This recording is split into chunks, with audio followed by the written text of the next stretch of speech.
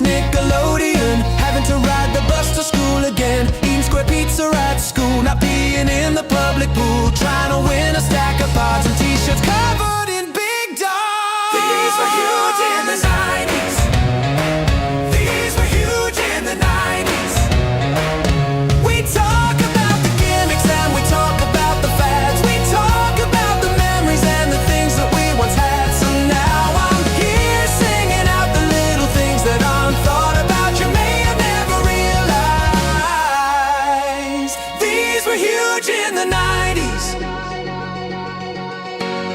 Being in the school library, skin tags on elderly, hearing censored versions, new missing person, walking on solid ground, standing up or sitting down, using a folding chair, and even breathing air. These were huge in the 90s. These were huge in the 90s. We talk about the gimmicks and we talk about the fads. We talk about the memories and the things that we once had. So now I'm here singing out the little things that aren't thought about, you may have never realized.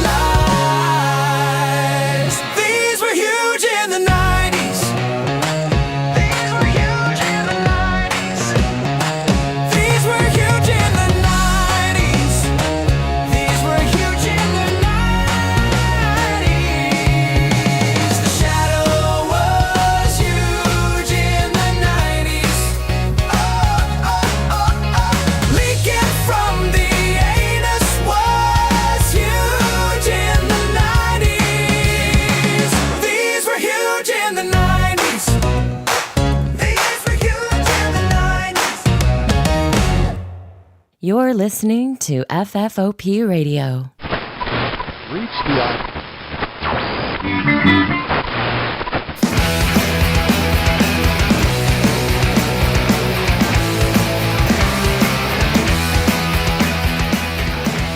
Hey everybody, and welcome to the show. My name is Old Man Dave.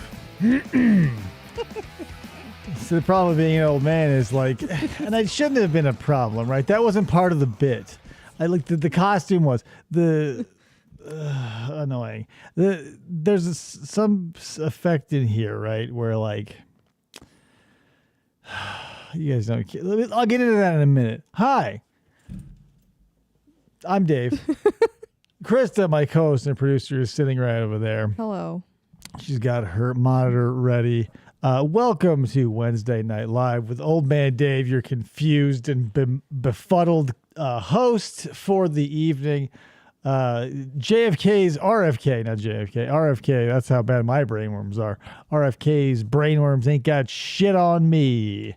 That's what they say. I want to go over here and start some music. Boop. Boo.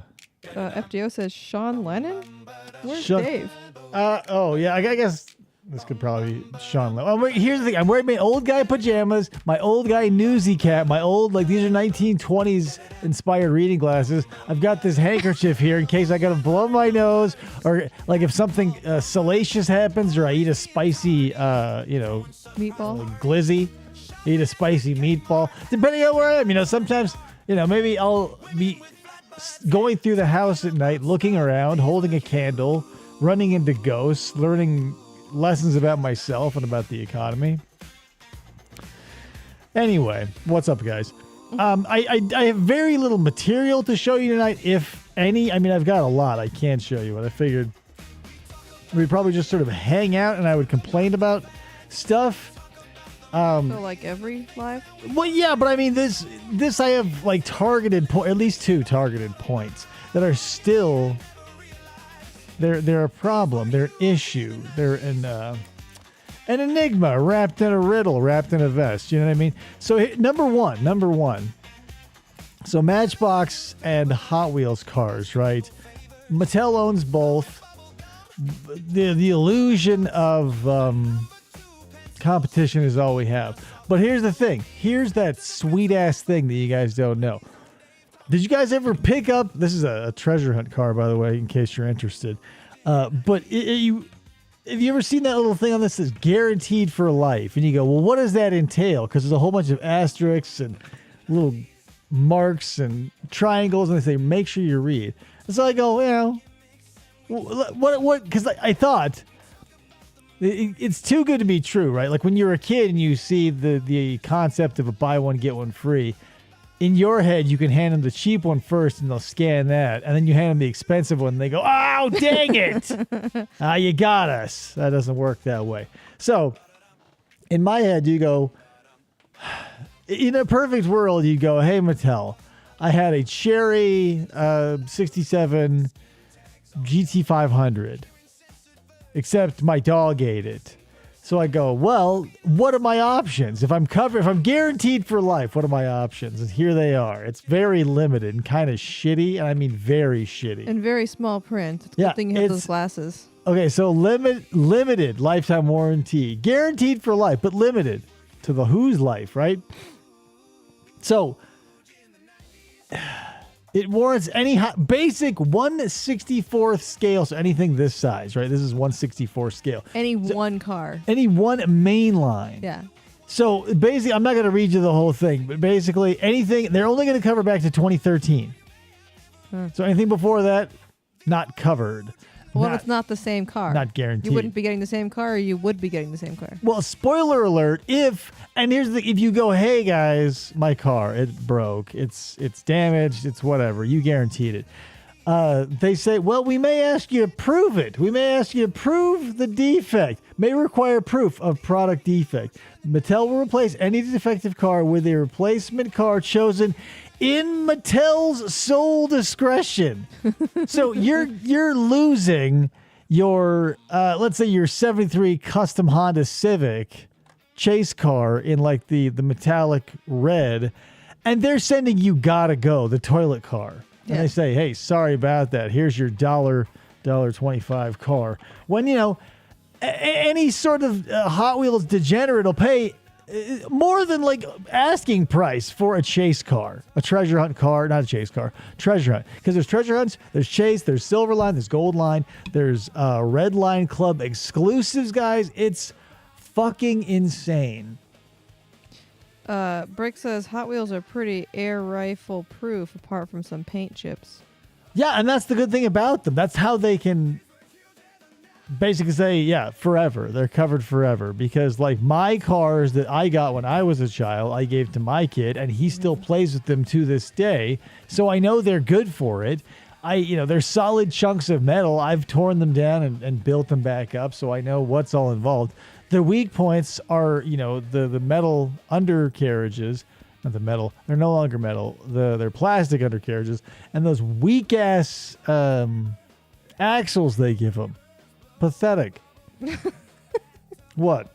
Weak ass axles. Yeah, whatever. Why is it if you're gonna be an aftermarket product producer, right? So, because Hot Wheels, they'll gladly sell you because they're not stupid, right? They know that people are drilling out the rivets and going to town and making customized shit. So they go, hey, we want a piece of that pie. So they go, hey, come on over to Mattel.com.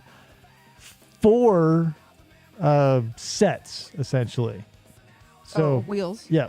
So you can exchange the wheels of 4 cars, $25 to whole dollars. Yep. Where I can get 10 cars on Amazon for $16. But here's the issue.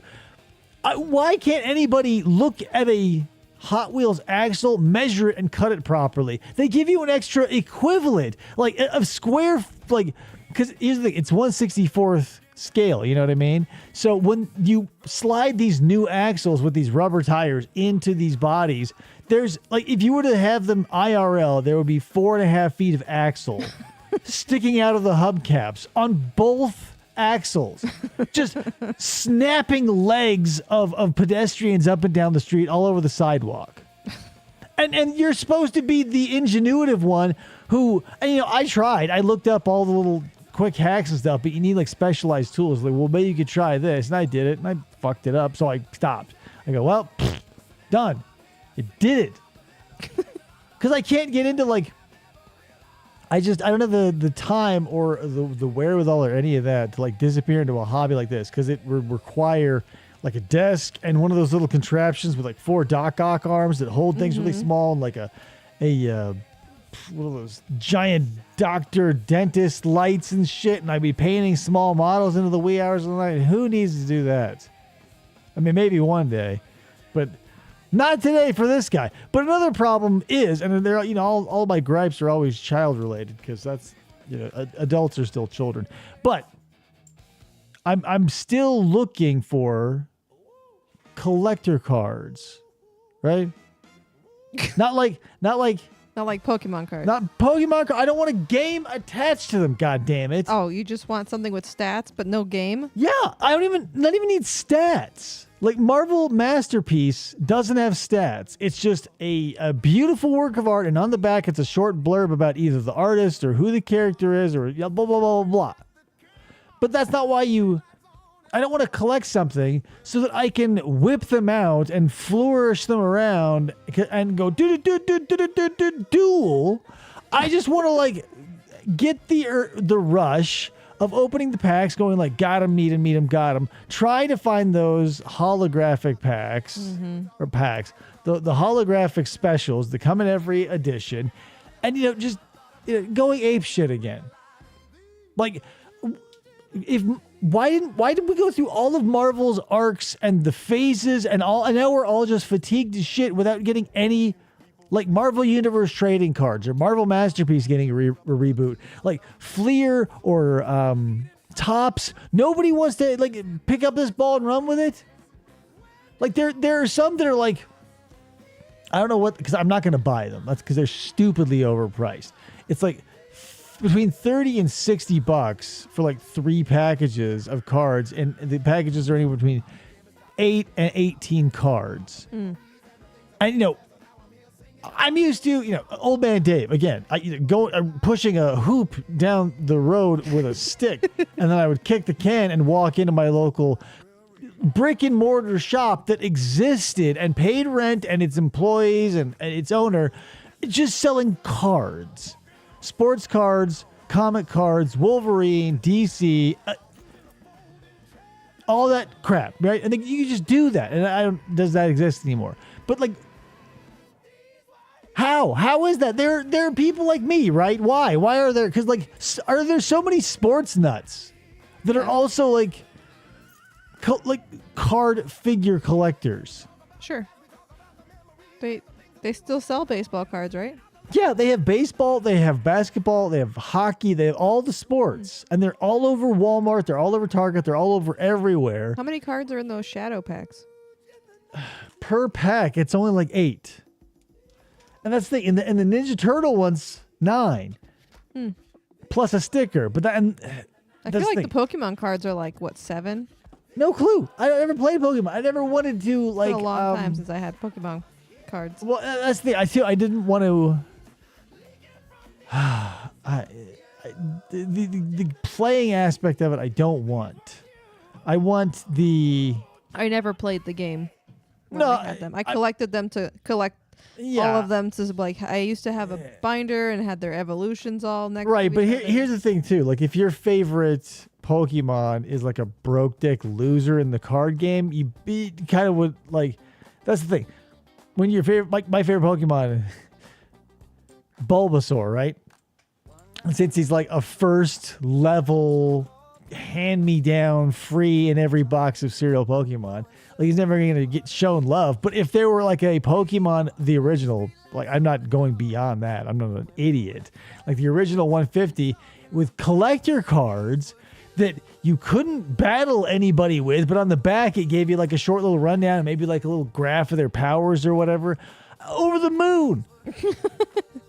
Right? Because then, you do like I do, where I've got the binders, and if I want to, I can flip through and read about a certain character or just like trape down memory lane without like, I don't know, the playing aspect of it all. It just feels so. My brain is stupid because it's old. But even when it was young, I was not a fan of like puzzles and stuff. Like strategy is not my jam because I'm not quick on my feet when it comes to like physical movements and or even like intellectual things. I basically just say whatever feels right at the moment. And typically that will work. It's like when you find two pieces of a jigsaw puzzle that fit together, but like one's blue and one's orange. And you go, well, these don't go together, but until I find a better place for them, here they stay. Like that's basically my entire life. And you can't do that. you have to like, know what you're doing. Anyway. Moral of the story is why there's some Funko Pops. You can make a little plastic figure out of milk duds, out of the scrubbing bubbles, Oh yeah. out of a used condom found in a dirty alleyway. There's a Funko Pop that's a dumpster fire, like literally. Yeah, that's the thing. And everything has become Funko Pop, so I'm so done with that. Unless you really have to wow me. Like sometimes you'll see the ones that are like, I don't know, like a 2-foot cube because they're like the giant novelty ones. Like there's a big Bulbasaur out there or a big Charizard or whatever. And I go, all right, that's cool. But like, then, if you're like me, you'll run through this pattern. You go, all right, let's jump through the hoops of this thought experiment. You go, I bought it. Where am I putting it in my house? And you land on that. And you go, okay, what do I say to the first person who comes to my house and sees it? And goes, because it's not one of those things that you can push off on your kid, right? Like if I had a 2.5-foot tall Bulbasaur in a lucite case on a mantelpiece, on a mantle as a mantelpiece somewhere, I can't go like, oh yeah, my kid, he loves. Because like what kid would be like, okay, the purchase of an $80 Googaw and be placed higher than they can touch that it's constantly being polished. Yeah. I'll just water off a duck's back. Like, oh yeah, someone just gifted that to me. I found it in an alley, or I can't run. It was just in the alley. Yeah, it fell off the back of a truck. Some things you just can't. Because like the small stuff, like this is a very embarrassing house. If you were to walk into it and not know who I am, you would go, what is it's like Ferris Bueller and like the like Tom Hanks from Big and like some other Arrested Development character live here, and you wouldn't be too far off because like that's a weird place. Yeah, a lot of the stuff in our house is David's stuff. There's some of mine too. Right, but that's the thing. You're not necessarily a collector, and I don't want you to become one because it's not necessarily a path that's one for anyone that they should be choosing. Yeah. You look at all this crap and you go like, in the moment it feels cool, and you can put it somewhere, but like, unless you're delusional, you'll eventually figure out that like, or maybe you're one of these people who does this, but like, if you're one of these people who's like, I'll buy this because when I have guests, and meanwhile, the last time you had guests was like Thanksgiving 2017 or whatever. Last time you had like a major family or friend or whatever gathering. Because, it's hard to get motherfuckers in a single room. Back in my day, you just simply pick up a telephone that was stuck to a wall that had no screen on it, right? And you'd go like, oh God, what was their number? Like you just didn't find a picture among a collage of friends and go like, look in your address book. Yeah, you couldn't just paw mindlessly at a screen or a tablet until someone gave you what you wanted. You had to work for it. Sometimes even, and this was the fucking worst, you'd have to put your finger in at one point and go around in a circle. Which was fine if you had to put like any 1 through 4. No problem. Zoom, zoom, zip. Anyone who had a 9 in their number, you go zick, and you're like, cringe, you'd say. But anyway, you'd pick up the phone, you didn't necessarily look for anything to happen that day. You go, hey, what are you doing next week? Look in your book. There's a piece of paper, among other pieces of papers that are all bound together that you own, that I own, that everybody owns. Look in it. What do you see in the future for yourself? I mean, I use one of those now. I know, but like back then, that's all you had. Now, you've got the excuse because now your book is your phone and it's always with you and it's everywhere. So you can go check out your schedule. Where are we at in a week? Let's hang out. And I go, can't we just like can this be an email? Like friends just became an attitude of, can't this be an email? This could have been an email. Yeah, like I feel like every time I for love or money, I say, let's do this. Friend, relation, whatever. Get in close proximity with me so we can have like we used to call it back in the day, a LAN party, where you'd have to have your Xbox in the same room and you plug into a hub. But you would have to breathe in the same sweaty air and the same like foot stink and farts and shit. But that's how you liked it. We loved living in caves at one point, right? So, but nobody wants to, because you could just go like, well, sure, we could hang out, but like I'd have to like scrub the skid marks out of my underwear and get in the car and drive to a place and wait in line possibly and deal with a hostess maybe, or if we go to your place, it's like, what do we do? And like sometimes there's a weird smell and like you're not really clicking with their pets all the time, so it could be ruined entirely by just like a weird chemistry moment with their cat or their ferret or their bird or whatever. You can good. Brick says, I hated those phones, the rotary phones. Oh, hell yeah. I always forgot where I was halfway through the number. Right. And that's the thing, because and thank God before the days when you needed to know, when population was small enough, you didn't need to know the area code. Right. It was simply 7 numbers. And even then, by the 4th one, you'd been holding the receiver to your ear for 45 seconds. And unless you were calling 911 or you're in desperate need of sugar or something from your grandmother, like you just go, There's still numbers here that don't have area codes out where we are.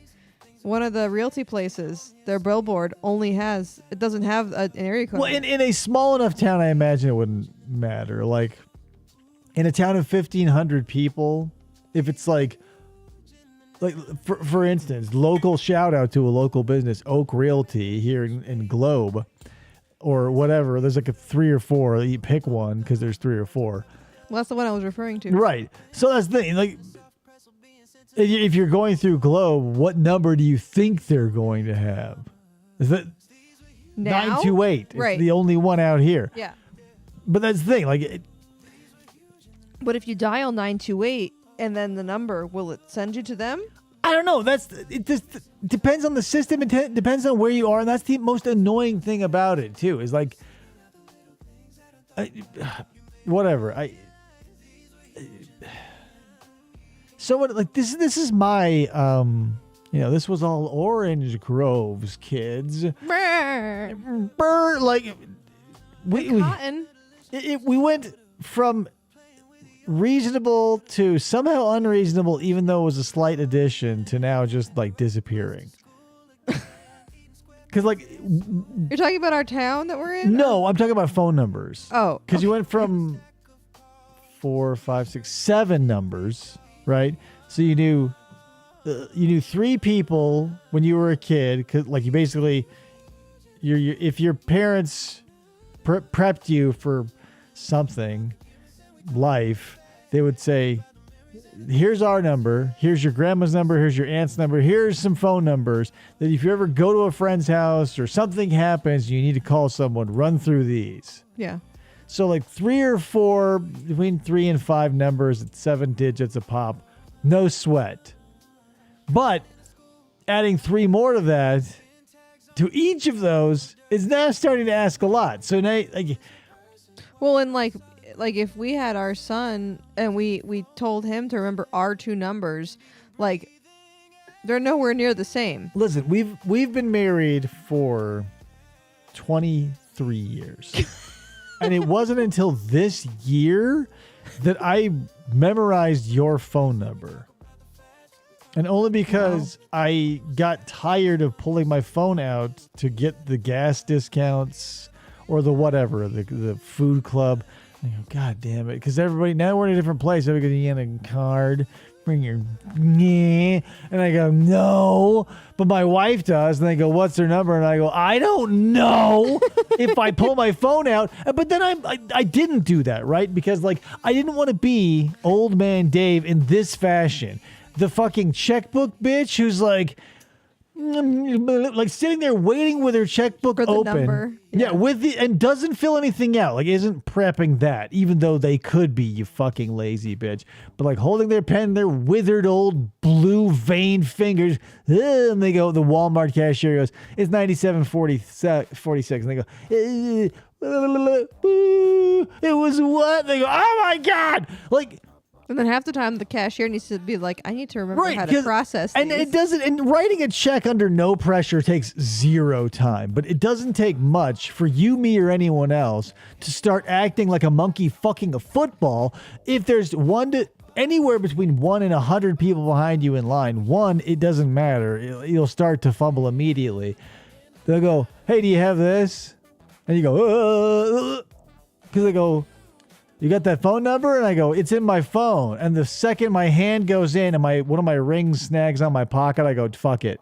I'm not going to be that guy." Where I just go I start bobbling it around and I go, "Oh, where's my phone book?" And I go, "Call wife." And then the ambulance shows up because I actually call 911 and the news is here and there's a fiery explosion. And it's well, we just wanted his fucking Safeway number. Dumbass. Hit the Holy moly! here's to the best area code podcast there is. Yeah, 928.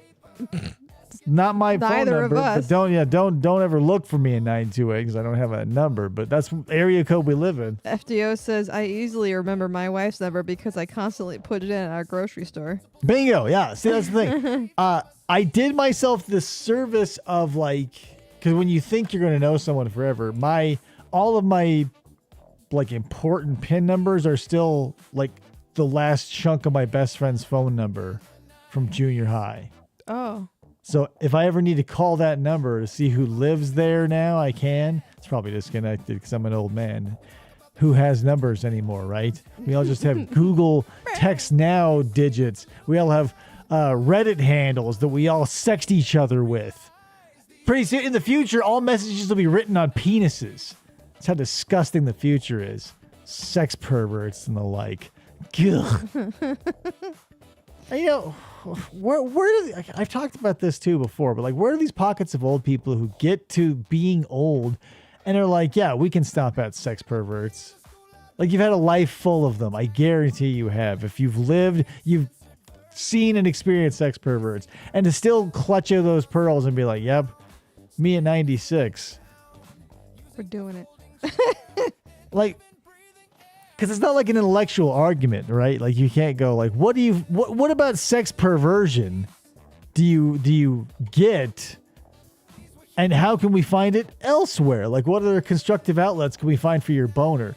Not much, right? It's when you can't rehabilitate sex perverts or sex criminals or any of those types of compulsions, because we still don't know what does that sort of thing. So you go, well, you just turned out to be a weirdo, and you go, well, we hope. You can put an ankle monitor on them. You can put a leash on them. You can surround them with people who make excuses for them and enable them and say, well, but here's the thing, guys. Here's the thing. I want you to know this. If someone says to you, hey, any type of criminal that you find out, because I don't want, because I worked with a ton of ex-cons. I don't want to throw out there that ex-cons are dangerous, but there are some you definitely don't want to associate with in certain genres of existence, right? So that being said, I've never had anyone come to me after I met one of the dudes who did a shit ton of drugs or murdered a guy unintentionally or intentionally or did all the things that I knew that these dudes did because they all shared the stories with me when I was a construction worker. Crap, I forget where I was going with that. The stories. Damn it, my old man brain. I was drinking already and shit. I don't remember what you were saying. Jail stories. God dang it, you guys. Sex perverts. Perverts, that doesn't help. They're everywhere. Oh, no, about the people. Yeah, yeah. okay. Yeah. Sorry. Yeah, so I've never had anyone come up to me when you find out about someone's criminal past, right? Like, because I worked with dudes who did like violent crimes, and they'll like my boss never came up to me and they go, "Hey, they're a nice guy. Just don't ever find yourself alone with them in an alley with money hanging out of your pocket, or within the next few minutes your tongue will be hanging out of your throat." Right? No one ever said that to me, because most of the time you go, well, money crimes are desperate, and we can say make allowances for drug use, and they've made changes and yada yada yada. One genre of crime in particular, right? I don't you'll because you go, okay, he did this, that, or the other. You go, okay, bygones be bygones. But if they ever say, hey, they're fine as long as they're surrounded by adults and all the children are well supervised and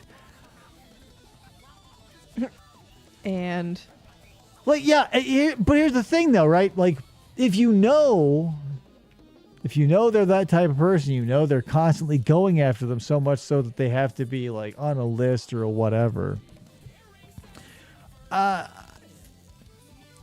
Not worth it. Like if you know, because like you don't, I don't know, because how do you? That's the thing. I don't want to be all. But what's that movie with Tom Cruise, Minority Report. I don't want to be Minority Report and be like getting in people's business and punishing them for possible future crimes. But when the past crimes are so heinous, I feel like it might be vigilantism is wrong, right? But it might be the common man's duty to just like hassle that person a little bit if they do slip through the cracks and they do make it back out to society, monitored or not. You know, maybe they just get a little shit from everyone all the time, just cause.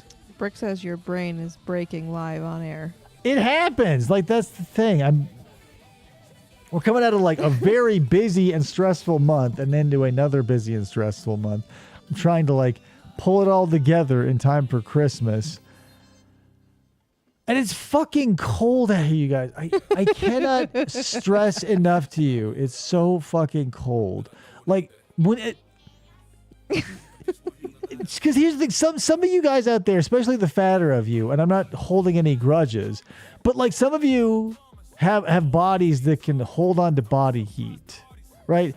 Large mass, large water volume, and water can hold heat in 4 different ways. I'm not going to teach physics right now, but there are 4 ways in which water can hold heat, and like 1 or 2 in which things like steel or air can.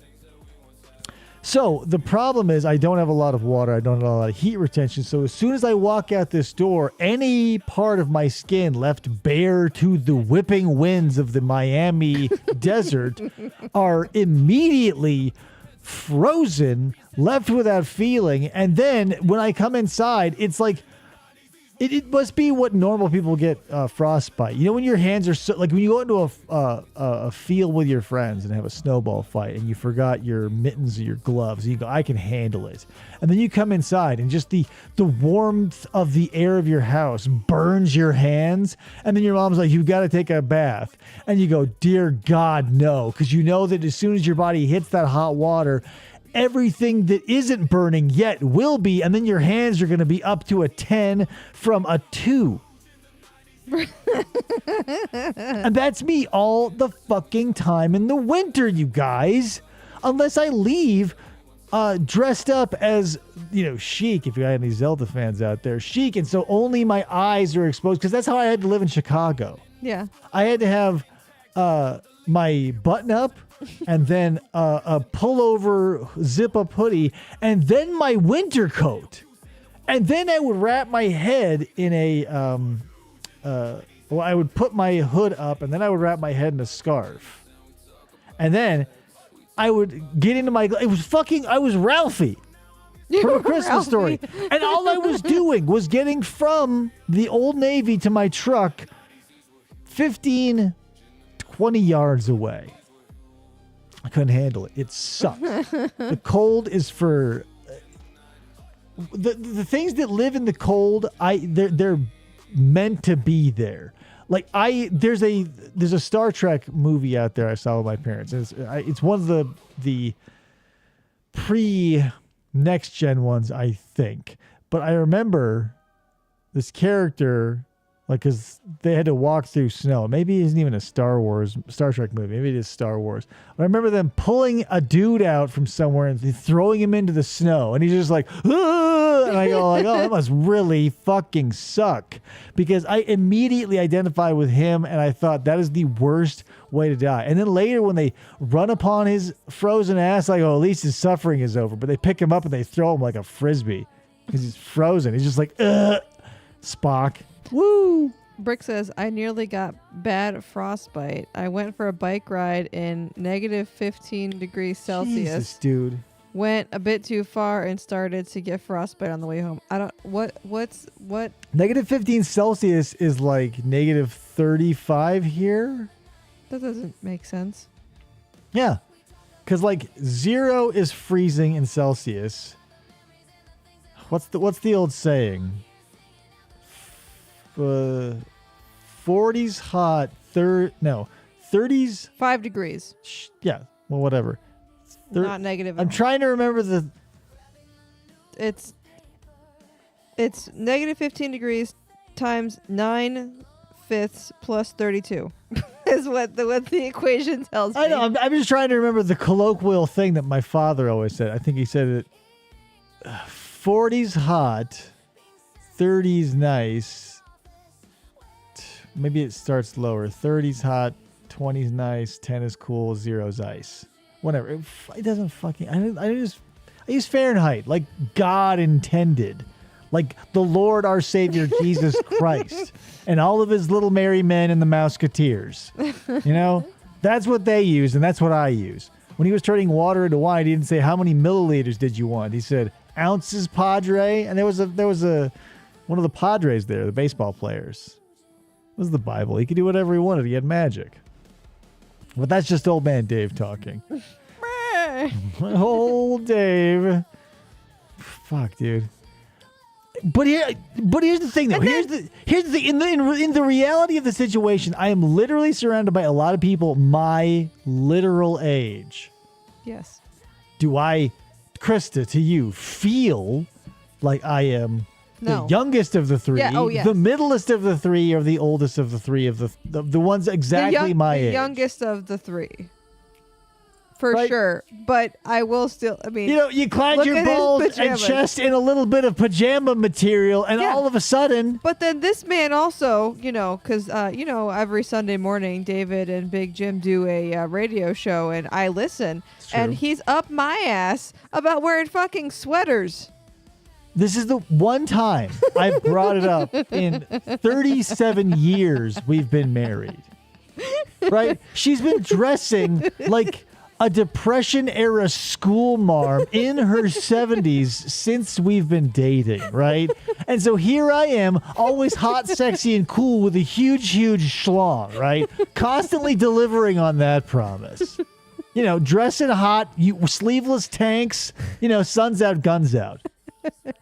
We moved to the fucking frigid north, moose in my front yard. I do a little something to protect myself. Oh man, Dave over there. She slips into another cardigan. Oh, pearl clutching.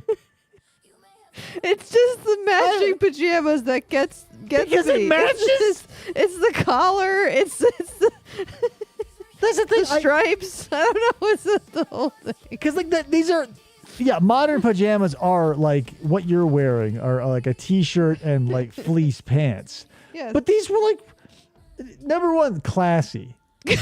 Classy is what I would say, number one. Number two, they were cheap. I think they were $3.50 for the pair, top and bottom. You rinse the shit stains out of them. Boom. You believe this shit? I fucking married Ma Kettle. And I was David Hasselhoff for a solid 13 years of our relationship and then 14 years of our marriage. And I go, "Brr, I'm cold." And she goes, "Ugh, turned off." Ugh. Well, and then he's, with the old man pajamas, he's like, "I need slippers." For the Out man of necessity. Oh, no, wait, that there have been many a year that your mother has gotten you slippers for Christmas and you always bitch about them. And here we are now, and you're like, God, I need slippers. Hey guys, Tile Dave, floor. Dave here, old man Dave. Here. my worm-eaten brain is addle-pated. However, maybe you guys remember, it couldn't have been. Let me check my watch. It's 8:42. It couldn't have been more than 4 minutes ago that I talked about moving to a place and that necessitated the pajamas, right? And why? So in your head, gentle viewer, did I suddenly, for no reason, after poo-pooing the idea and even the gifting of slippers my entire life, did I now, for no reason, other than some switch that was flipped when I became old? Is it that? Or is it because for the entirety of my fucking life I lived in the valley on wood and carpet? Whereas now I live on the fucking Polar Express on tile that pulls not only the heat from my feet, but I feel it leaching all the way up to my fucking knees. And I go, before I have to give these up like a diabetic, why not? And here's the thing. I didn't say let's go buy some. I said I must. After the years and years and years of people giving me fucking slippers in a desert. The low desert, not the high desert, the low desert. I thought, for sure. No, I didn't, so I had to get some. And I take shit for that, too. Why? Ryan says all you need to complete the ensemble is the slipper socks you get from the hospital. There's no fucking way. Like, that's the thing. The things I do, I'm doing out of necessity, right? I'm not looking at my life going, how can I make it look older? How can I make it look stupider? Right? I go, here's a need I have. I'm cold and my balls are shrinking. In every degree that drops, I lose centimeters. So I go, I need long underwear. I don't go, oh, wouldn't it be a gas if I dressed like a miner from 1840s? No, I don't think that'd be funny. I think being warm and being able to move all of my joints like the Tin Man right after an oiling is preferable to finding my frozen and desiccated corpse in the fucking Walmart parking lot because I just couldn't make it. FDO says you're going to start rocking a long night shirt and cap like Scrooge. I was looking, because that's the thing, I made when I was knitting, because I'm an old man. When I was spending a lot of time knitting, I made a bunch of nightcaps. And I even made one that was essentially a big tube that was a scarf hat combo. Because you could put it on and then wrap it around, and also you could stick your hands in it. But again, necessity. It's not like I'm, because it's like poor versus cheap. If you're poor, you do you find what's within your means and you make the best of it, because you can take a poor mentality with a little money and kickflip it and make something great. You can take a cheap mentality and have money and buy all the cheap shit and turn your life into an ass parade. You know what I mean? Because if you're poor, you're looking to make a step up. If you're cheap, you're up here looking to play it down and suckify your life in some diluted effect that is like a payoff in the future, which I never understood. Like, I understand, like, there's got to be a happy middle between the ant and the grasshopper, right? Because even in the fucking story, the grasshopper's like, hey, guys, I fucked around all summer. Whoops. in the story, at least, maybe, because I grew up in an era where they started to less scare kids. So in the stories I heard, the Aesop's fables, the ants always helped the grasshopper, right? Or in the cartoons, you saw the cartoons, the Fleischer cartoons, like there would be the dancing grasshopper, and then like winter would come and he'd go brr, and the ants would go, all right, come on. He'd play his fiddle and they go, well, next time you better learn. And he wouldn't, because he's a grasshopper and he's not going to be alive next winter. He doesn't have that lifespan, right? Right. What are we talking about? What have we been talking about? Ass Parade was Ryan's nickname in high school.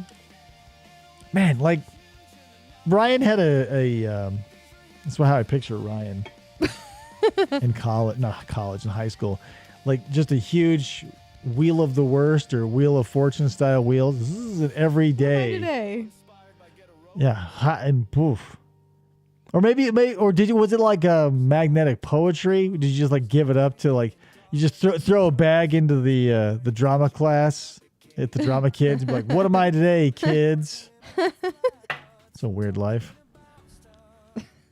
Anyway, that's all I had. I didn't even have that planned, but it's just Ryan, I guess, sent you something in the Discord that might be good for content. He said earlier. He may have. I'm open. Oh, and he also says exactly that's what he had. He had a Wheel of Fortune wheel. The Shadow. Yeah, we'll watch that definitely later. Here's whatever. There. I don't know, man. Do yourself this favor. If ask people before you do anything who's already done that thing, because like I don't know, it's been a weird experience moving not very far away and changing very little about what I do day to day. Feels insanely different every day. I don't know, it's just weird.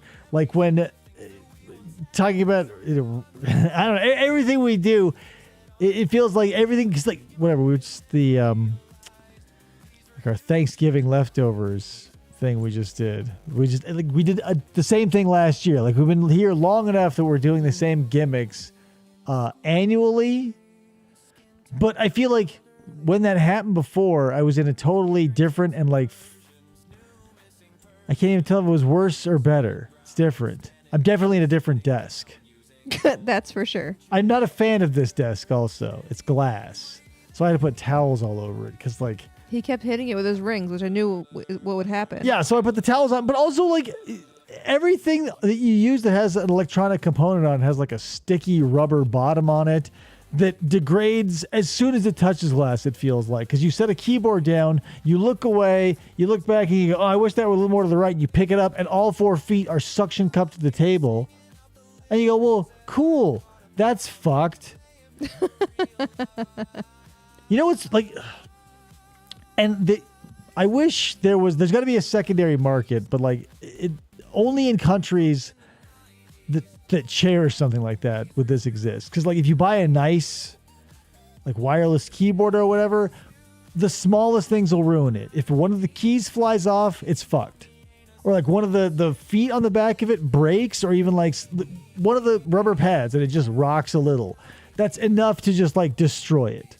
Mm-hmm. And I don't know, in my day, because I'm an old man, my dad, and I feel like a lot of my friends' dads also, you break shit as kids, your family breaks shit, your TVs break, your appliances break. I feel like my dad would, you go, Dad, this thing's broken. He'd go up. He would disappear for a while. He would show back up, washing his hands at the sink, and he would go, X thing is fixed. And I thought, foolishly, probably naively, and I thought, he learned that from his dad probably, so one day he'll teach me. And I waited and waited, and I even started asking, like, hey, Dad, how do you work on cars? Or how do you do this? Or how do you do that? Like, how does electricity work? And they go like, oh, it's too hot outside. So I just like looked into the future knowing that all the people I knew who could fix stuff would eventually age out of either their willingness or their ability, because the technology that he was fixing when I was a kid and all my friends' dads were fixing when I was a kid, not even close. Like all of it now is like solid state. Like all the electronics that I had as a kid, when my dad opened up a toy, it was like a dog's breakfast of wires and like handmade shit in there. Whereas like if you open up anything my kid has, it's going to be 99% air If maybe some motor actuated stuff, but that's all going to be very minimal if there is any. And the guts, the brain, the entirety of it is going to be hiding behind an epoxy blob the size of a dime. Yes. And so if it breaks, you go, well, There we are. fuck. And there's nothing you can do about it. Like, even, like, I feel like maybe that's the problem too, is like when I was a kid, my toys were a lot simpler, so it probably was a lot easier for my dad to look at it, diagnose a small mechanical issue, and go, voila. Like, if I had a plastic police van, and I go, Dad, this should have a motor in it. He would go, huh. We'd walk out to the garage. He would find a DC motor. We would find a battery pack and stick it all together with a belt and pulley, and voila. And then when that broke, even I could have managed that eventually. But like anything my kid gets is a fucking Five Nights at Freddy's robot where it's either it breaks or it goes crazy in the middle of the night and strangles me and pushes my head into the toilet.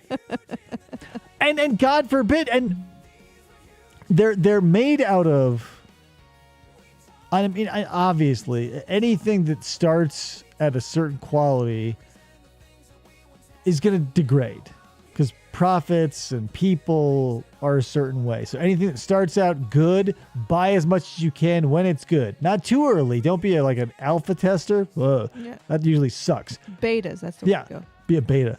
Like Sears, like Craftsman tools were great for a short period. And everybody I knew lived and swore by them. But now I don't know where I would go. Like nowadays, I feel like if I can tell someone, yeah, it'll last you a good year and a half, that feels like a glowing review. Whereas we had a TV that was 9 feet deep in my house for 20 years of my life. You know? Like, Yeah. Yeah. I don't know. I guess it's nice to have. I mean, the brainwashed side of me says it's nice to have a new Google to fuck with every 2 years, like a cell phone. But it was also nice knowing that everything I owned was going to work until long after I was dead, because most of the stuff that my parents owned were things passed down to them by their parents and so on. Yeah.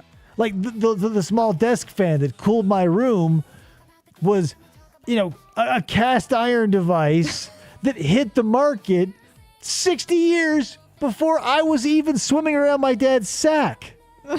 Right? And there it was, blowing air into my face, present day. Couldn't have happened. Now, like anything I get today will never be blowing into the face of anybody's potential sperm, right? No, there's no way. You'd have to like buy it, hope to God it's not an automatic factory defect, and put it in like a Nickelodeon style time capsule and like be like, we'll be back in 20 years and then maybe, but even then, really? Like the materials that's probably in there now will be just like dry rotted and it'll be shit.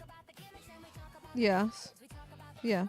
So I want to say I have solidarity with the true old people about that, because I too miss things that like lasted and that were heavy.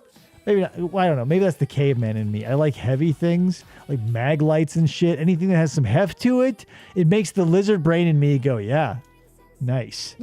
It's like when, you know, out when you're camping, you pick up a nice shaped rock that has a good heft to it, or a stick, and you go, you could kill a beaver with this motherfucker or something, you know? You know, any muskrat who comes at this guy, this stick will stomp his ass into the dirt. You know, you want some of that. Even if it's like with your phone. Like, because all smartphones look alike, but like, have you ever known someone who's like on a Cricket plan or a Boost mobile plan? They hand you their phone, you go, where's the weight? Oh, yeah. Yeah. Right? Like, even like the things that look the same. And even then, I don't know, it just feels, I just miss stuff that you could keep and then give to someone. And then maybe that's the other aspect of it too I never even realized. I don't like lending people shit anymore because I break my own shit and I'm careful with it. When someone Yes. asks to borrow something, I go automatically no. Like, unless it's something that one of the old things that I still have that I know that will outlast them too, gladly. Anything that was reared within the last, I'm going to say from like 2000. Huh. Jameson says you sound like a balls beaver hunter. That's true. That's true. I mean, you guys know the lore. Ryan says, "Hey Goober, where's the weight?" Think over. Where's the weight? Yeah, seriously. Like, because how does it feel in your gut? I don't know if you've done this recently, but just like if you ever come across, they're in every grocery store. Take a few minutes out of your day when you're going up and down the rows. Go to like wherever the toys are and pick up a Hot Wheels, just main line. And then pick up one of those Action Force or whatever the fucking bullshit ones that'll save you 12 cents, right? And you go, oh. It makes you feel sick to your stomach, or at least it does me. Because you go like, because every once in a while, the kid's grandma will be like, oh, cars. And she has no eye for quality, apparently. What is it? And it's not even like, you can't even lay this at the feet of age or anything that is... It's just a certain type of person that just doesn't like. For everybody who calls every video game Nintendo, and for every grandma and grandpa, aunt and uncle, where every car is a Hot Wheels, regardless of the fact that it's a fucking piece of trash. And then I have to warehouse it or wait until he forgets where he left it and I get to throw it away. Because I'm not warehousing. Like, it's already bad enough. I've got so many old timers in town who tell me about like when Hot Wheels were at their best and like what they were like in the 60s and how great it was, the blah blah blah blah. Yeah. It's just like that's the type of passive aggressive shit I would do to like a frenemy. Like if we had kids in a play group together and like our kids were tight, but I sort of hated them, I would constantly buy their kid off-brand merchandise, like those shitty cars or like those army men or those plastic dinosaurs or those things that like, there are definitely a zillion better versions that aren't even that much more expensive. Right. That then you have to fucking deal with. And then when you get sick of it, you go, oh my God, this is just cheap trash. And you try to throw it away, then your kid has a fucking shit fit. Yeah. Like back in my day, the passive aggressive gifts were dangerous and or loud, but sturdily built and obnoxious gifts. Right. Like my great grandfather, my grandfather one year gave me a 6-foot leather braided bullwhip at like the age of 10 and gave my brother a brass, like full-blown army bugle the same year. So you better believe, like imagine having a kid and like your relative giving them a drum kit or a guitar or something that like squeals and screams like a remote control car or something. And you go, yeah, thanks. At least those are obnoxious, but not like a detriment. Like when I was handed a bullwhip and my brother was handed a metal bugle, those are weapons. One overtly and one, I mean, with just the flick of kids are totally stable and wouldn't fly off the handle. But if you were to suddenly find yourself enraged and near a toy box where a metal instrument from the Civil War happened to be, you could really do some damage on a small cranium. Yep. Jameson says, hey, kiddo, here's a Romex watch. Hey, yeah. We had those too. The fake Rolexes. My family is probably still, the rest of them I'm not hanging out with mostly, but is bizarre because like some of them had money. Most of them lived through the Depression anyway. And so there would be these dichotomies of like sitting on a bunch of money and having a real Rolex, but also having a fake Rolex that you wear to places. I don't know. It was so confusing growing up. Because like they didn't look rich because my grandmother made all their clothes because she just liked to do that. She made my dad and my grandfather and her clothes and made me clothes for like, a shit ton of my life. And like all her jewelry didn't look expensive because she made it, but it was all pure gold and silver. And like she was casting it herself. So like, that's the thing. But then when it came to like everyday things, like that's where like quarters are cut. It's just, I don't know, it's bonkers to me. Like, because like growing up, as an adult, learning you have money, but like having to like role play a poor person and like, I don't know, obviously all the signs as an adult, you go, well, if we were poor, how did we have a new living room set every year? What a new, like, how many poor people have a different couch, like multiple times a year, or like, do the things that we did or have the things that we have.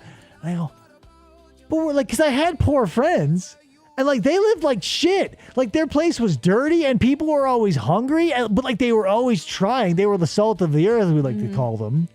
But like they always felt earnest. And I go, this feels like what poor is. But they never said they were poor. My parents said we were poor.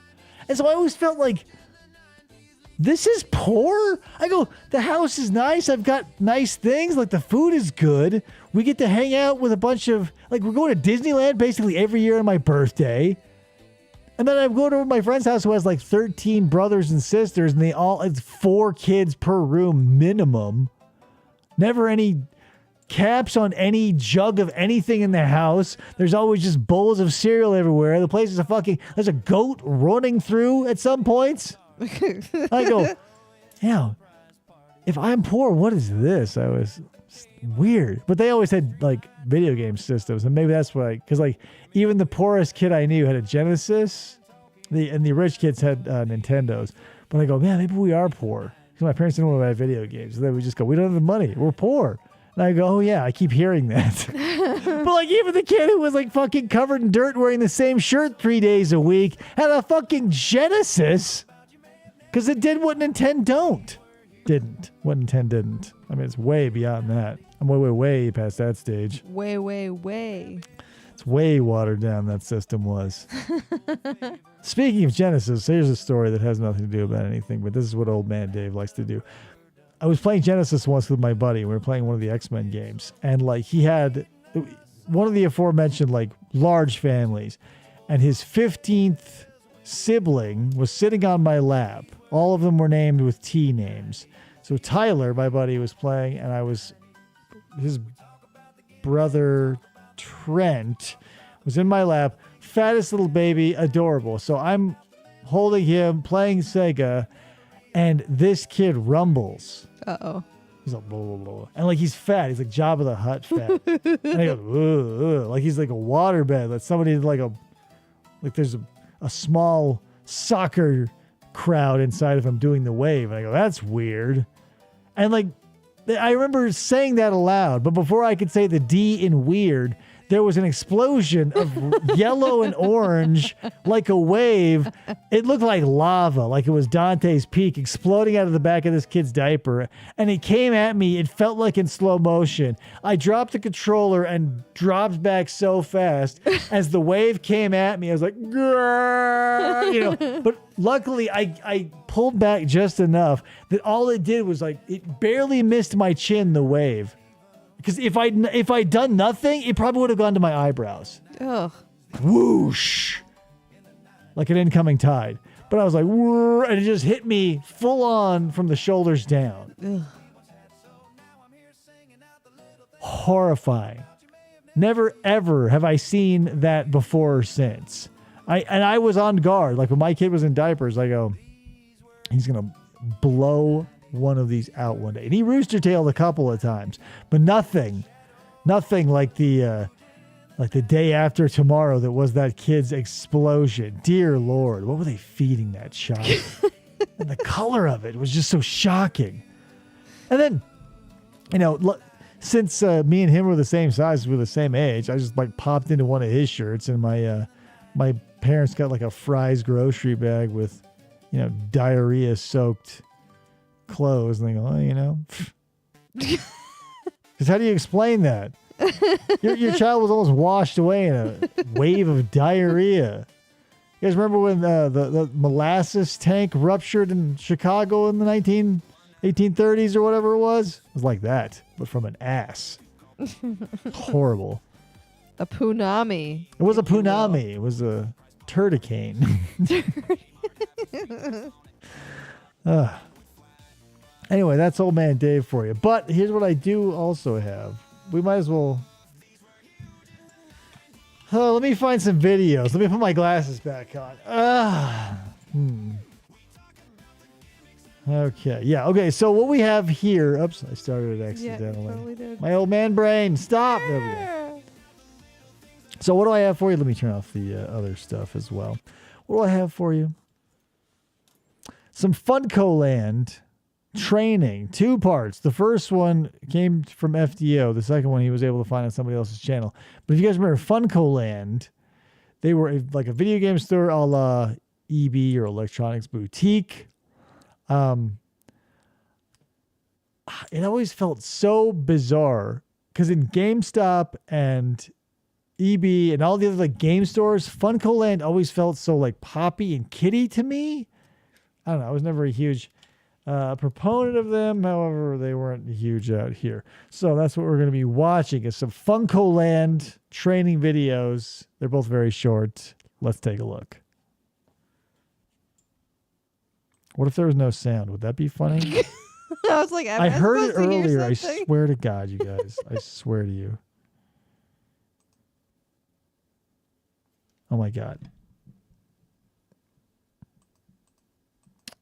Well, here's the spoiler alert. Wait, was I hearing this earlier? Oh, wow. Oh, wow. Oh, wow.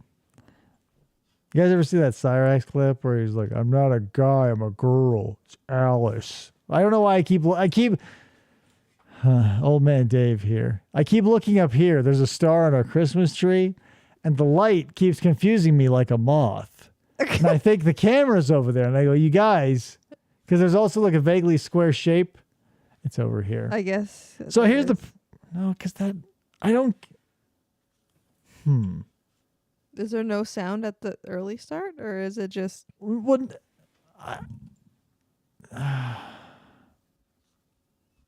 I guess I don't know, you guys. Here's the problem. When I want to talk to the wall where I think the camera is. When I broke this down, right, and I put it all back together, the issue is this computer here that I'm pointing at. This one's fine. It's the one I've always been using, and it's a workhorse, and it's been going great. I thought I would shift away from it to a new OS. This one is not. And it's also hooked up in 0 ways to this mixer. So you can hear nothing. Should I try? Could you move it over? No, wait. Move it over. You shove off. No, because the... Are you using 2 different computers for the 2 monitors? Yeah. Oh. What, the 3 monitors?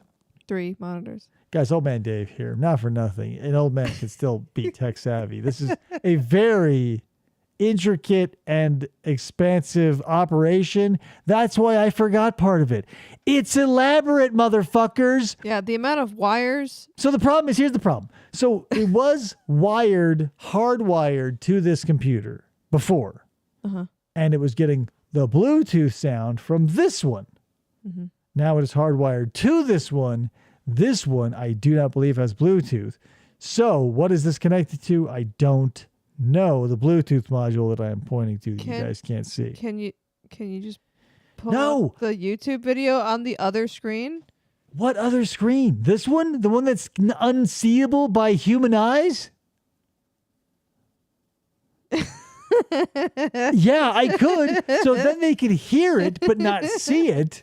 If you guys had to pick, like, right, everybody's favorite game, your superpower, right? If you had to give up sight or hearing, which would it be? My son seems to be deprived of both. If you had to give up one, Hearing. I would much rather be able to see properly because I don't. I would much rather be able to see properly. And well, no, lose it's not my like hearing. you're going to get an upgrade. You're just going to lose the other one. I'd still rather have sight. I'd take sight. I say, get that out of here. You wouldn't have sight? Yeah, because I need to keep talking and I need to hear. That's fair. I can go without talking.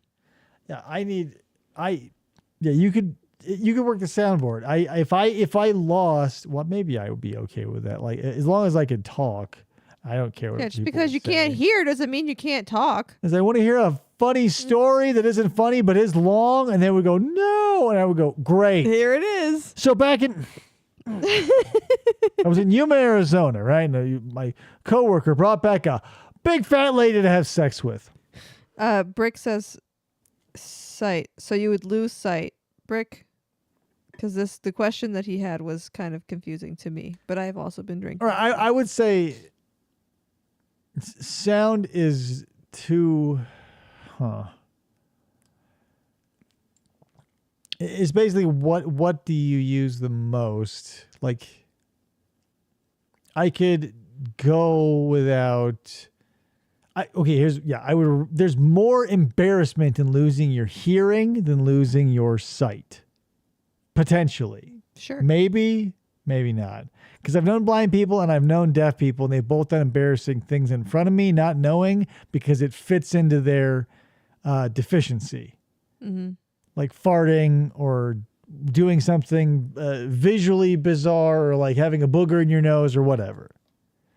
So I go, which would be... Right, because like if you're deaf, there's a good chance you would check a room before whipping out your joint or cracking out your clam and going to town. But if you're blind, you would have to you could go like, hey, is anybody here? I'm about to yank it or whatever. You know what I mean? There's issues in both. I think I'm just like daily mechanically, I would need to talk and hear, because like, I love driving. I love doing all the things. Like ideally, all the things that I need to function, I could still do blind. Like if you needed me to still pour honey from one place to another and add water, I can do that blind. So I don't worry about that. I can do it deaf too, but I still need to yell at people and hear stupid things that people say to get mad. Yeah. So I need that. I personally would rather lose hearing because I can read lips relatively well for some odd reason. So I'm fine with, I don't need to be able to hear things. I think now it makes me think, because like socially I'd rather be deaf. Like if I could, in a social situation, I would rather be deaf than blind. In a work situation, I'd rather be blind than deaf. Jameson says that makes sense. If you're blind, you can't see people's reaction to your blunders, so no embarrassment. Bingo. Yeah, like if you're deaf and your dong is hanging out because you were absent-minded at the urinal and you go, yep, I'm all done, and then forget steps 4 through 8, of the bathroom, you go, If you're deaf, they can point at your dong and we all have a good laugh and you go, oh, I'm so embarrassed. But if you're blind, you're basically the aim of a sitcom. Like your whole day, people are running around trying to find creative ways to Rube Goldberg your penis back into your pants. And even if like, because that's the thing, what it would play out to, like in that sitcom, right? Like everybody's trying to get your penis back into your pants. Everything fails. Like you get back to your desk and you go, and you like fold your hands and put them in your lap and you go, oh, my penis was out. I hope no one noticed. And you're blind, but you still do this number. But everyone behind you is all frazzled because they've been staring at your penis all day and they've been trying to get it back into your pants. So you would feel better. Although, yeah, it would be comedically unbalanced for those around you. But then again, who would be laughing, right? Who would be the Herman's head type viewer to see everybody trying to bend over backwards to get your penis back into your pants? Because if you're deaf, they just go, "Hey, man, you got a license to sell hot dogs?" Or they just point, you know what I mean? Anyone do that anymore? License to sell hot dogs. I don't know, maybe I'm overthinking this too, but like all the times where, because you hear a lot of stories, especially if you're in the trades too. You hear a lot of stories about how people get on certain lists or certain offenses pop up on their rap sheets because their penises mysteriously escape or they were simply taking a leak this way or that. And being an owner of one myself my entire life, the only times it's ever escaped its enclosure has been like when the enclosure has been lackluster, like it's been just a pair of boxers. Like it's never gotten wild enough to escape even the most rambunctious hip gyrations during an open zipper. I feel like you would have to have at least half mast, and even by then you would feel the friction and be like, all right, I've got to address this boner. Because if left unchecked, and you guys know this, I'm telling women like Krista, if a boner is left unchecked, it's like, you know when like trees grow around fences or like they just keep, because they're nature, they just keep going. That's like a boner. But the thing about a tree is there's no dude at the end of that tree going, ow, my dick. So as you get a boner and it inflates, you have to start moving it around or at least making sure that it's set. It's like a Ron Popeil type thing. You set it and forget it. So you go, infinite growth can take place here within reason. I mean, obviously. But like, you would have to be so checked out. You would have to be actively inflating and then disregarding the zipper teeth on either side of your shaft as it exited. Like, there's no way. No, there's no way. There's no way. Yeah, because Christy used to say crazy things about boners because she doesn't own them. She go, well, what about this? Like, I don't remember ever doing that. Well, here's an example, and I'm going to go like, do you guys ever? And you're going to go, no, and I'm going to go, great. Another story that makes Dave look like a sex pervert. But here we go. So, but I feel like this is pretty universal. Sometimes you just get a boner. To this day, I will just get boners for the reason of getting a boner. That's it. Your body will just get, sometimes when I'm lying down in the right way, or I see something, or sometimes for literally no reason, I'll be checked out mentally, playing a phone game, you look down and bam, boner. Bam.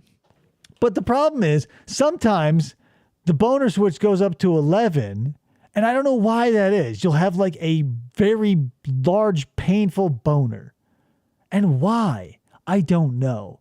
I'm not a doctor. But if you're a man, you've probably had one. And by and large, when they happen to me, it's when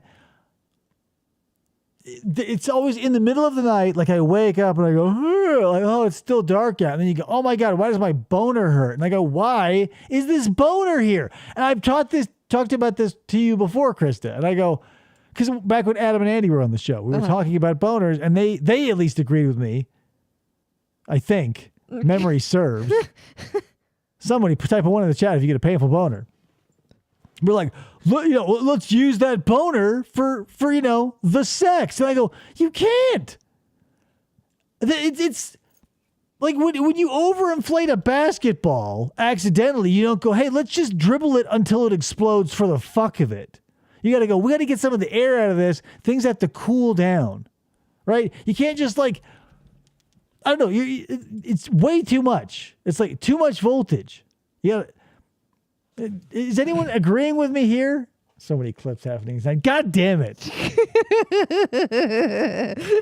You need to get fewer the older you get. Boners? Boners. Yeah. I mean, yeah, you'll probably see that. I mean, That's why Viagra exists, right? Well, no, I think it's, I think it's a couple of things. I don't think it's necessarily age, Brick. I think it's tied to age because as you age, you become busier. And I feel like when I was younger and had downtime, that's when I had boners. Like no bone, no reason boners, no No, rebos. no bone. Ryan says when laying down, your full bladder pushes down on the part of your body that causes Right. erection. I get that. I get the nuts and bolts mechanical reason to get a boner when your bladder is full. I'm talking sans full bladder, right? I'm not saying like, yeah, every time I got to piss and I lay down, I understand why my body inflates that organ because it's an extra subconscious stopgap. If you're trying to pee through a boner, you have to will yourself to it. So your body as a, like, at least this is my own personal headcanon. It always felt like to me, your boner was your body's cork. Because subconsciously, the rest of your being knows that your bladder is filling with whiz, but you're out cold consciously. Your decision-making brain is out. So your boner goes, I'll do you a solid. I'll be a boner. Pee has a hard time traveling through a boner. So as you slumber peacefully, I got this shit on lock, literally. So when you wake up, you go, oh man, the bone, and thanks for it. Because typically by the time you walk to the bathroom, your bone realizes it's headed toward a watery toilet and not like anything pleasant that it needs to be a bone. I mean, sometimes, obviously, we've all had those situations where you go, the bone is not gone and I've got to go. So you have to do like that weird toilet gymnastics where you're like trying to get your ankles and your ears to meet because you have to fold in half because you don't want it shooting. I mean, you guys know. Why am I telling you? Jameson says, this wasn't in the title description of the video. Hey, it's Wednesday Night Live. Brick says, oh, Brick's tried Viagra, didn't need it, but was given it. It felt weird and numb. Make sure to always thank your boner in the morning. Right. Yeah. That's the thing.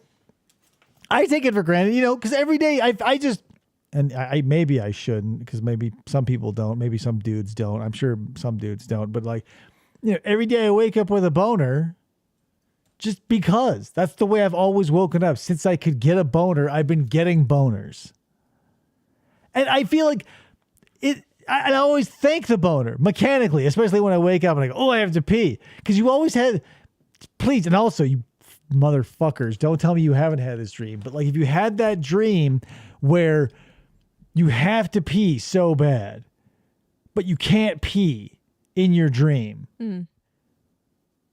Now, again, I'm no scientist, but it always felt like to me that was my physiology, my boner holding in the pee, fighting my subconscious mind being like, no, I'm living in, here's the boner IRL. We can't do it, dream mind. We're in bed. You are seeing a urinal. You're seeing a toilet. You're seeing an ocean. You're feeling floating in a pool. We can't do it, dog. I thank the boner for that. Thanks, boner. I don't have that. Well, I have, lady boners. like lady don't have boners. I can't. Right. When I have to pee, I have to pee. I Right, can't and like that's- not anymore. Within reason. I mean, the boner can only do so much. I mean, it's not like it's like a sandcastle holding back the tide. You know what I mean? When you go to the beach, you make a sandcastle and you know the tide is coming. You know the waves are going to take the walls of your fortress. You're just buying your sand crab denizens a little time. And those sand crab denizens are your testicles. Why would they be your testicles? I don't know. Julia says the counter to that is peeing in your dream and it never ending. That's also true. But those are those are the dangerous ones too. Cause like, yeah, you can, and I'm sure you have too. You have those dreams where, you go, oh, and like your brain tells you, all right, you're doing it now. Please stop trying. But like the feeling of relief never goes away. So you start pressing harder and harder. And it's like a game where when you win, you lose. Mm-hmm. Yeah, we've all been there, I feel. Rough stuff. But yeah, whatever. Why did we start talking about boners? You started it. I don't know. I know. I'm asking. Why are we here? I don't know, but now I have to pee. I feel like every fucking old man that I used to watch in the memory care unit were like, you could have a conversation with them for 20 minutes. And then, like, it was always after some genuine, like, organic moment of, like, quiet where you'd go, like, ha, ha, ha, ha. And you'd both look off. And then he'd look back and go, like, oh, hi, who are you? I'm Clint. It feels like me. Brr. Oh, hey. I mean, those pajamas. Yeah, you're just begging for me not to take my Cialis and for us to not sit in separate clawfoot tubs out in a field somewhere and just let my boner stew in that milky oatmeal fucking. Ugh. What do you think they're putting in that, like that artisanal bath water? It's milk. It's probably milk. Yeah, could Like you goat imagine milk? just like, some old dude's boner just out there in a field and his old lady's like looking over and it's like, you know, cresting the surface of the milk every once in a while like a Jaws style fin. No, it's Oh, like yeah. the Loch Ness Monster. And like, what do you do in that situation? She's like, well, do you get in her tub? Does she get in yours? I don't want to have sex in a tub, right? Maybe there was a time in my life when I'd be adventurous enough to be like, yeah, my body is young enough to take just like banging it out in at best fiberglass, at worst cast iron. But like doing it in water's weird. Oh, I'm not even talking about with water even. Oh. Because like I wouldn't necessarily want to do that because it washed this. We don't need to talk about more boner related material, you guys. I need to turn the show into this disgusting, degenerate, sex pervert salon. Can't even hear the fucking video that FDO sent me. I'll bring the fish back and then we'll do something. Bath sex is awkward. Yeah, unless you're like in one of those like Vegas style jacuzzi bath things. They're like 4 or 6 people intended. You know what I mean? Yeah, there are some things that, like, everybody, man, why are we talking about sex pervert stuff? We're just going to have to do it. Like the thing that mechanics, right? Physiological physics, mechanics, like the working of physical bodies in motion together is what I often think about, whether it's how a fat person wipes their ass when they go to the bathroom or how two people of wildly different heights or attempt to have sex while standing up, right? Because like, do they just, it feels like once you lock in the differential, it's probably easy, no sweat. Like you probably just like, oh, this is exactly 6 phone books, or it's like the step stool plus this photo album, or like it's the last 3 Amazon catalogs and this chair. You know, you go, oh, that's how we fuck. Like this guy's 6'7" and I'm 4'9", and that's how we get along. But like but you have to like build your house around that, or like have, if you're going to be a sex pervert, you got to do that. But you go someplace you don't have that, and you're just in a shower in a hotel room in Las Vegas or anywhere across Vegas is a place where lots of people, sex perverts, go. But anywhere you go, you take your significant other, unless you bring like purpose-built differential sex furniture. I mean, you could pretty much kiss any. Like, you guys go into the shower unless you're willing to do all the things that stool did and perform, and also like clock not slipping and snapping both of your necks. Because like, what a great time to be found dead, right? Oh, we found him. He was half tumescent, and she was riding.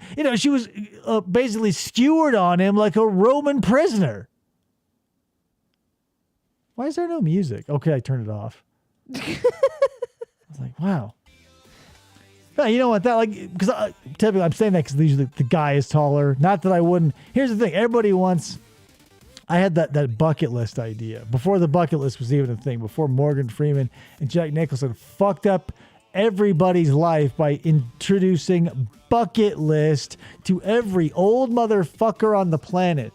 But I always had the idea of like dating a girl that had everything. I would date a super tall one and a super short one, and every ethnicity and everything I could find. I would tick all the boxes. Obviously, it never happened because I was not a ladies' man. But the one I always wanted for, but you can never find, is like the super tall girls. It's the one thing that, because the grass is always greener. Being a tall dude, I feel like all tall dudes feel this way. Women typically tap out at 5'6". Yeah. Usually less. Like my grandmother was 4'3" tall. Like with her hair in a beehive, she was 4'7". You know what I mean? So you go, well, given anything, what would I want? And it's the thing you can never have, someone taller than you. Because when you're walking at 6 foot or above, you're never going to find a girl who's like, hey, I'm 6'7". And even if they do exist, they're on TikTok with some dude who's like 4'9", and they're a flamenco dancers, and they already have some fucking gimmick. You gotta, threes gotta date threes. FDO says, I tuned out for a few minutes. How did we get here? Exactly. I keep asking that, but no one helps. I go, how did we? And Krista's like, I don't know. No one types a 1 in the chat to tell me where we're going. Somebody type a 1 in the chat. Type a 1 in the chat if you know how we got here. Brick says, what, you don't have a sex stool / step ladder? Tall. But I feel like you would, because like, I don't know. The engineer in me, I'm not an engineer, but like the thinker in me goes like, because if you take, again, I'm purpose driven. I'm not wearing pajamas because I think that wearing old guy pajamas is a fucking gas. It's because it's fucking cold in here and these work, right? So if you go, okay, because you don't know what will or won't work until you sometimes just get into the thick of it. So you go, okay, I need a sex stool. So you go to Walmart, go to Target, or any big box store, go to Amazon, and get one of those folding, 2-step, reasonably sturdy, white and black rubber step stools like we've got at our shop. I don't have sex on that one. That one's for work, you guys. I'm not a sex pervert in that way. And then you go, okay, here's a sex stool. And then you realize, okay, it's the wrong shape. So you find something the right shape. Then you start jizzing a little too much here or there. You go, okay, this needs to be nonstick here, here, and here. So you basically have to purpose build or find the thing that someone has already built. And by then, you're already going to pay through the nose because you're on a specialty website and you're watching 2 naked people fuck on it as as one of the slides because you're on an adult website. Ryan, to answer your question, David is 6 feet tall, and I am 5'4", I think, or 5'5". One of those two. That's how tall. Yeah, I mean, depending on how you measure me, I'm either 6 foot tall or 17 inches tall.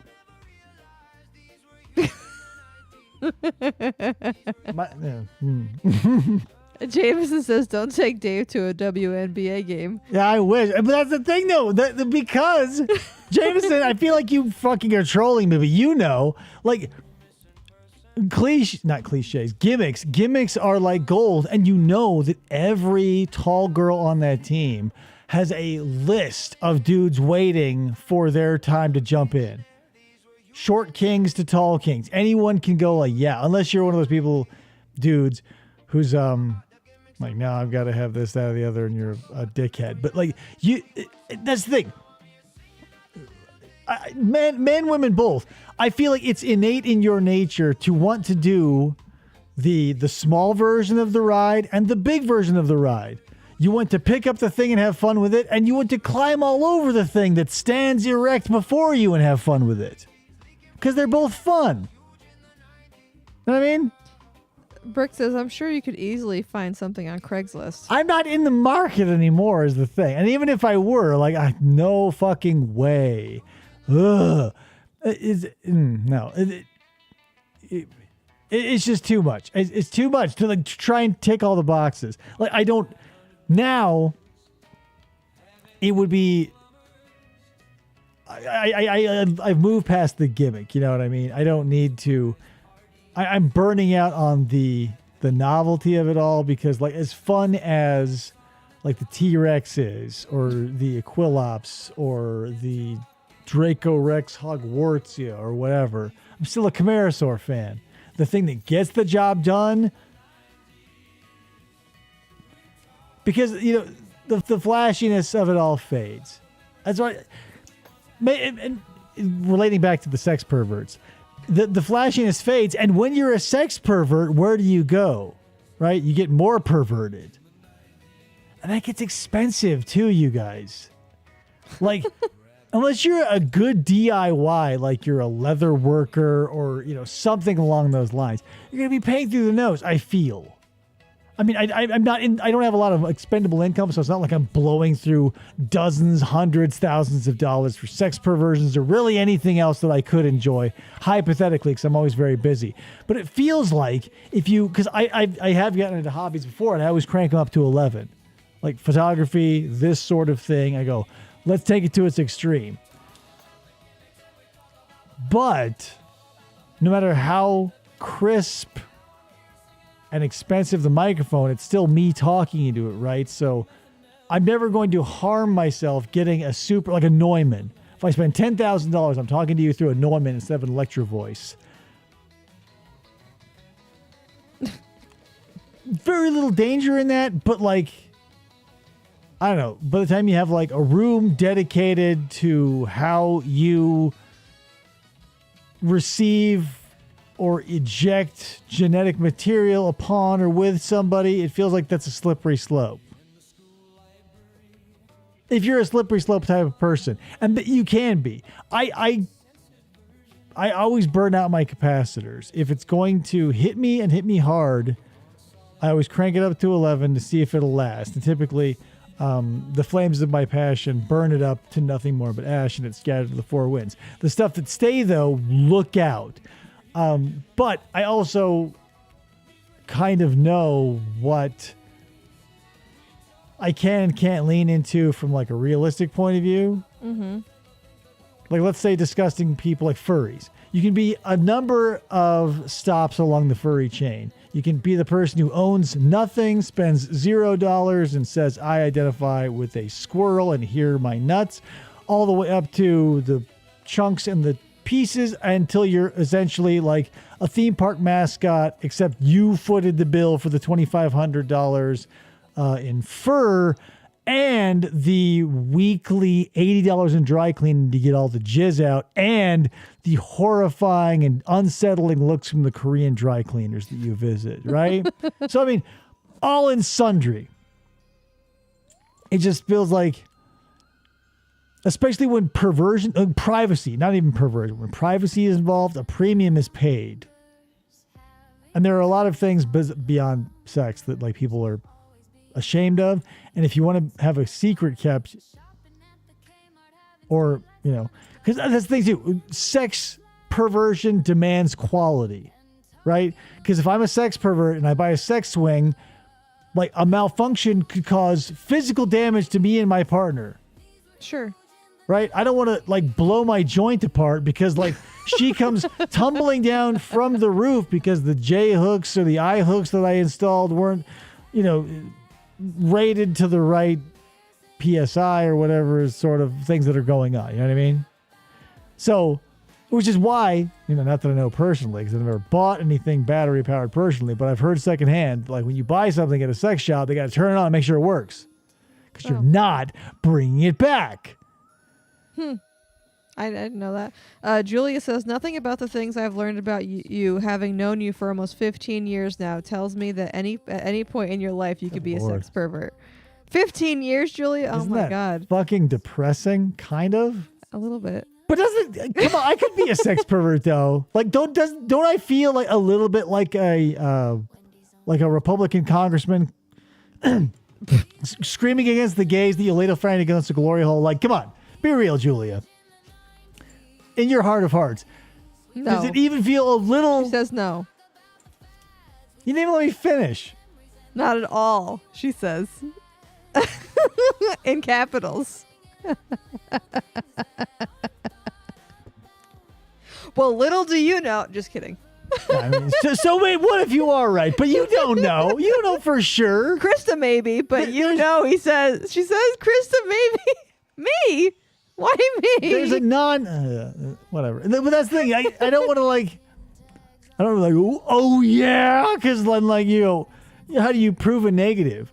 You spend your time being like, I'm not a sex pervert, because like, yeah, you could never be one, and then you can't like really stomp the gas on like, oh yeah, and then challenge accepted. Because that's when you start like posting pictures to like Discord, they get you banned from places.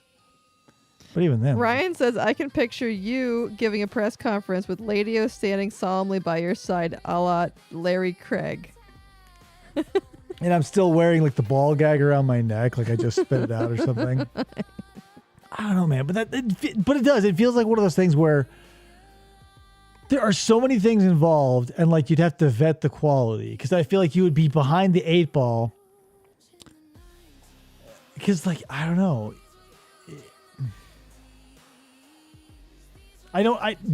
people probably feel okay walking into a department store and tugging on a sweater to see if the seams will hold. I don't know how I would feel walking into like our big adult entertainment store out here, which is still being pushed on the radio. Castle Megastore. Fucking 50 years they've been playing radio commercials for an adult, whatever, porn shop. We walked in there once, and it like made me immediately uncomfortable. Yeah, it because like you know, it's one of those things where you go there as a teenager and in your 20s to like gross each other out and like buy stuff for. We went in there along like when David first took me out to Reno to see Adam and Andy. We went to an adult. Well, because store. Andy was like, "Hey, do you want to go to the porn shop?" And I go, "Here's the thing: don't turn down anything that someone says that's crazy, because it's probably going to be okay, right? Like realistically, it was awkward as hell. Yeah, we were in a car with 4 other people, all in relationships, and then we all, after having a nice meal at a casino, got in their car, drove to a rather unassuming windowless building, and walked in, and we're showing each other giant dildos. And pointing out the various titles, motion pictures. And then, but that's the thing too, like, because you, like, because like, I feel like was that something that happened all the time, and they're like, let's go see if anything's new, and then when we, meaning us, leave in a couple of days, or even like when we split up, because like we're adults, like you can go do your own thing for a while, we're just visiting, like you go pick up the Rambone or whatever. Never got confirmation. But yeah, it's one of those things where like if you're, and it's varying degrees too, because ironically the one out here in Florence, the one I took you to or wherever it was, yes, Patch Junction, better than the one in like Scottsdale or Tempe, which I would say are more affluent places. Huh. Like the one in Tempe, I thought for sure the dude behind the counter, like the tall, like John Waters 3 months after he died looking motherfucker, was going to come out and like suck my soul out through my asshole. But the one here, it was just like a dude in his mid-20s with like a mopey haircut being like, can I help you? Help you with that asshole, sir? Julia says, I feel like Dave must have the lights off, hole in a bed sheet, and once the act is done, he goes back to his own bed and reads. Yeah, I come back downstairs and I get back into my pup tent that I put in front of the couch. I can watch all the TV I want. I'm just saying, man, you have to like... it's just like all the people have rituals and like need stuff or whatever. Again, the cleanup, like, because you know, you run yourself through the thought experiment. You go, what if we went crazy? We bought like some sex furniture and this, that, or the other. And you go, well, where would you put it number one? Because all furniture related to sex is always a weird shape. Sure. So you have like a weird you have a couch shaped like a teardrop and one shaped like a woman's ass, and you go, well, these are weird, right? Like it's not like one of those plastic chairs that looks like a hand, or it doesn't look like a giant papasan chair. It looks like something you would bend somebody over and fuck them crazy on. And you go, well, that makes this Thanksgiving very awkward. Why did you bring that up? And then they start like bending down and sniffing it and stuff, and you go, come on, Grandma. This is when Jesus was born. Oh, fuck. Anyway, guys, that's probably enough, right? I feel like we've been going for something too long. So that's it. Let's call that. It's been a Wednesday Night Live. Next time, I'm going to get the sound hooked up because that's important. Ever since they added it to movies, I feel like people have expected it. Like, they take it for granted. So I wouldn't want to put you through that. I don't know if I have any updates. No. Bullion Plaza Radio, there's probably a link out there. I said I was going to put it out there earlier, and I didn't, and I won't. Way to go. Won't do it here either, but I'll think about it. But I still won't do it. But if you are watching this and you're somehow not in our Discord, click that link or whatever in the show notes. Go to the Discord, and then whenever I go live on my other thing, which is an internet radio show it is called Desert Dial-Up with Big Jim, based in the Copper Corridor here in beautiful Miami, Arizona. We talk about basically this sort of stuff, but less vulgar because I kind of have a boss in which are you guys familiar with violent coups? If you are, hit me up. I need pointers. Not necessarily violent, but a coup. Hostile, not violent. Hostile takeover. I'm not even going to take over anything. I'm just going to leave. Anyway, that's all I got for you. Thank you so much for showing up. If you did, and if you're watching this in the future, are shoes rocket powered, and is food in pill form yet? No. That's all I got for you. Thank you so much, guys. I appreciate you. And we see you on the next episode of FFOP Radio, if there is one, because there might be. Smell you later. Bye.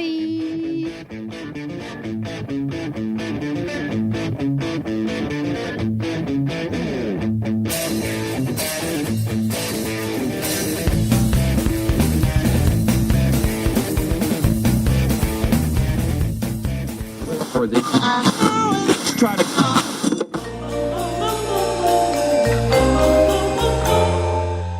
Fistful of Podcasts Radio.